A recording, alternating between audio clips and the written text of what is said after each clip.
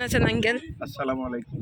আশা করি ভালোই আছি। আপনিও কেমন আছেন? আলহামদুলিল্লাহ। কেমন লাগতেছে আপনাকে নিন্দার চরে এসে?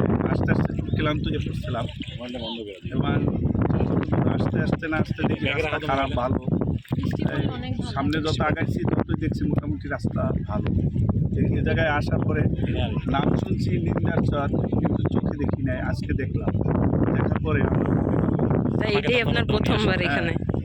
আর আমার ভাই নিয়ে আসছে, তাকে আমি অসংখ্য ধন্যবাদ জানাই। যদিও এটা আমার দেশের বাড়ি, কিন্তু আমি আসিনি। হ্যাঁ,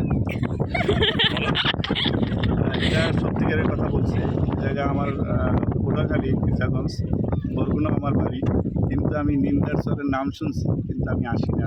আমি এলাকার লোকই, কিন্তু এই জায়গায় আজকে প্রথম আসলাম। আসার পরে দেখি ভালোই লাগে। আসার আমার বউ বাচ্চা নিয়ে আসবো। এরপরে ভবিষ্যতে রিজিকে যদি থাকে বউ বাচ্চা নিয়ে চলে আসবো নিন্দার চরে। আইসা নিদ্রা পরিবেশটা কেমন লেগেছে এখানে?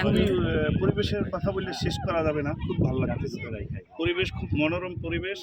আমরা তো এখন মোটামুটি পানির 500 ফুট ভিতরে চলে আসছি। পানির ভিতরে 500 মিটার। 500 মিটার।